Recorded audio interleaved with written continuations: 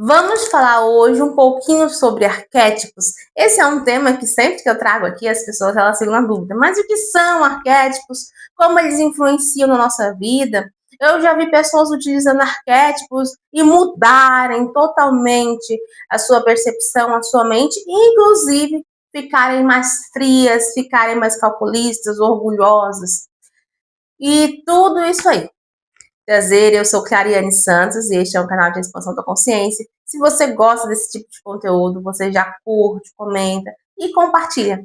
Vamos ajudar o canal a crescer e a levar essa mensagem para mais pessoas. Se você entrou aqui porque queria saber um pouco mais de arquétipos, esse vídeo é o ideal para você.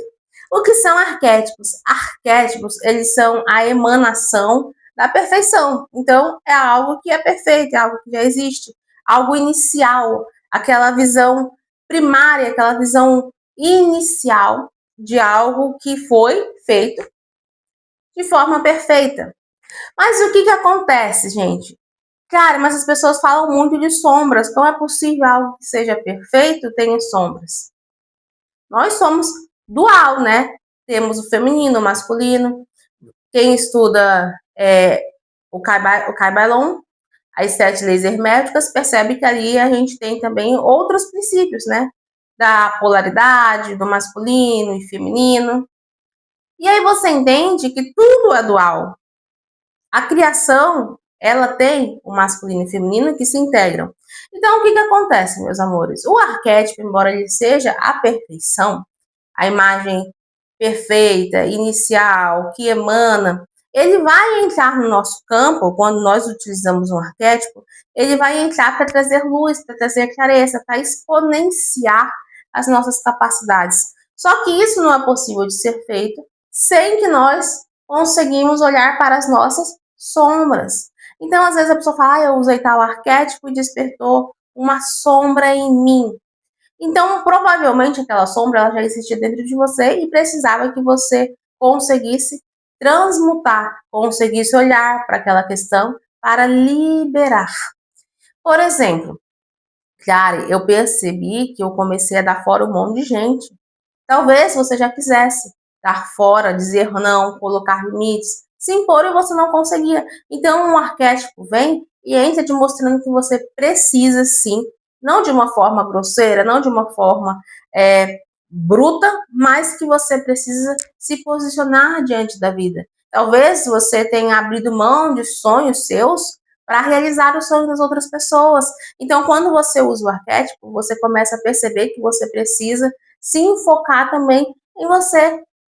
Eu gosto de falar que o amor ao próximo não existe sem antes nós amar a nós mesmos. Ou seja, para você amar o próximo, parte do princípio que você se ama, porque amar ao próximo como a si mesmo. Então, se você não se ama, como você vai amar o próximo? E se você não se ama, você tende a dar tudo de si para outra pessoa e querer que a outra pessoa retribua, e não vai haver isso. E aí, quando você usa o arquétipo, você começa a se posicionar, a perceber, então você começa a dizer não com mais frequência. E aí, às vezes você fala, nossa, cara, mas eu fiquei fria. Não, você só começou, às vezes, até a racionalizar mais, a agir mais pela razão e menos pela emoção, porque havia ali um desequilíbrio. Só que aí, às vezes, tem pessoas que começam a ficar orgulhosas, mas não é porque o arquétipo está transformando essa pessoa em orgulhosa, mas porque está transformando ela em alguém que tem potencial. Só que a pessoa precisa trabalhar aqueles pontos de julgamento, de orgulho, de procrastinação, de medo, de inseguranças que está nela. Claro, tem arquétipos que são fracos? Sim, tem arquétipos que são mais fracos, mas tudo também serve a um propósito. Por exemplo, a gente fala, né, da galinha, que ela é um arquétipo fraco, porque ela vive ali presa, ela só coloca ovos, só reproduz, mas também é um excelente arquétipo para fertilidade. Por exemplo, a pessoa está tendo dificuldades em ter filhos, ela vai querer gerar. Contudo, não é recomendável que só use esse arquétipo, porque aí é presa fácil, então é mais fácil de ser enganado, é mais fácil de ser pego pelas outras pessoas, percebem? Então a gente tem que ter uma visão mais ampla sobre arquétipos. E aí eu entro aqui na questão da Cleópatra, né? As pessoas falam, mas Cleópatra, utilizar Cleópatra é algo assim. Gente, eu particularmente amo o arquétipo da Cleópatra. Ela está relacionada ao arquétipo da Imperatriz, tá, meus amores? Cara, mas a Cleópatra no arquétipo. É sim, porque o que acontece? Quando você ativa o arquétipo da Cleópatra, você não está ativando o arquétipo da Cleópatra em si, você está ativando o arquétipo da Imperatriz. Eu vou mostrar para vocês uma carta. E o arquétipo da Imperatriz, ele representa justamente esse arquétipo da mãe, da natureza, da terra, da fertilidade, da prosperidade, do crescimento, da visão de longo alcance. Essa aqui é uma carta da Imperatriz, que a gente tem aqui no tarô, e mostra esse arquétipo. Então, é a fertilidade, a abundância, é o crescimento, é tudo isso, percebem? E tem a potencialização ainda mais aqui, né, do 3, dessa expansão. Por isso que quando você ativa o arquétipo da Cleópatra, você está ativando o arquétipo da Imperatriz, da Grande Mãe. Percebem? E aí, com isso, vem a necessidade de você lidar também nos seus relacionamentos.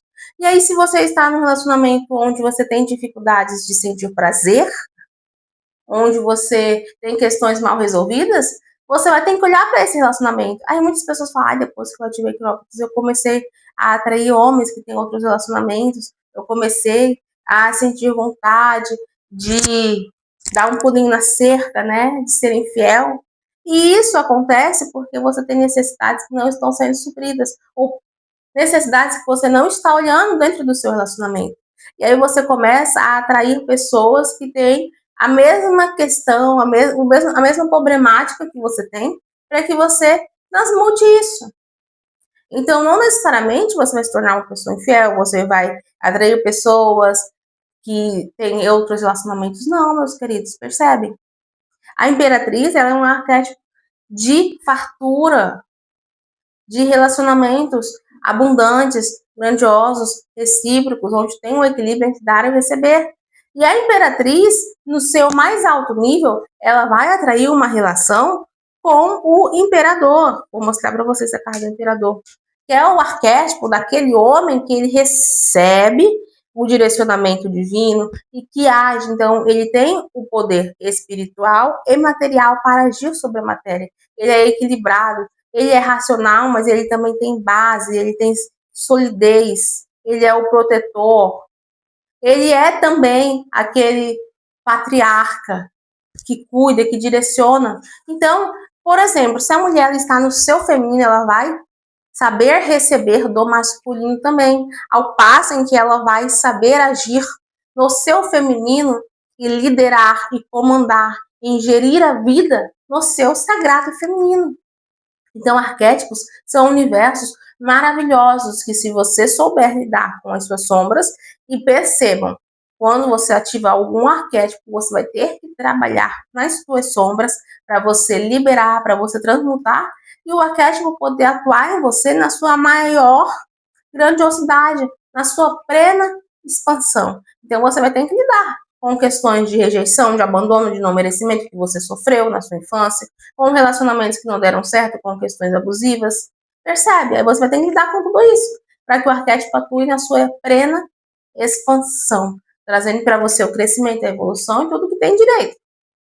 Então, assim, quando você entende de arquétipo, você vai entender que muitas vezes as coisas que você está ativando bem mais. Por exemplo, a Mary Moo, quando você usa a Mary Moo, você está ativando o arquétipo feminino.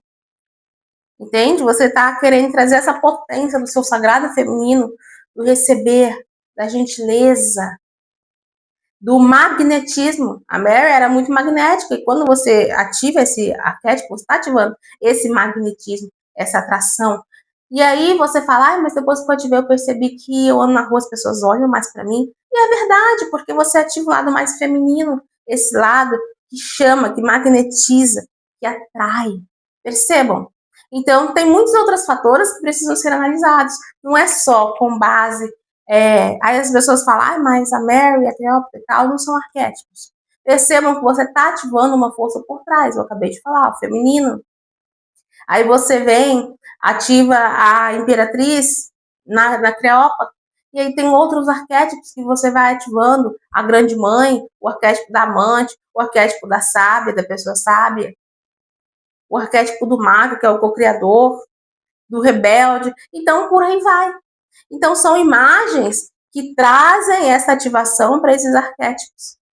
E aí você precisa trabalhar. Então, assim, se vocês gostam desse assunto, se vocês têm alguma dúvida e querem que eu traga, que eu explique mais sobre essa questão, sobre algum arquétipo em questão, tragam para mim aqui nos comentários. Comente se fez sentido para vocês, se você entender um pouquinho mais desse mundo dos arquétipos. Ah, e outra questão.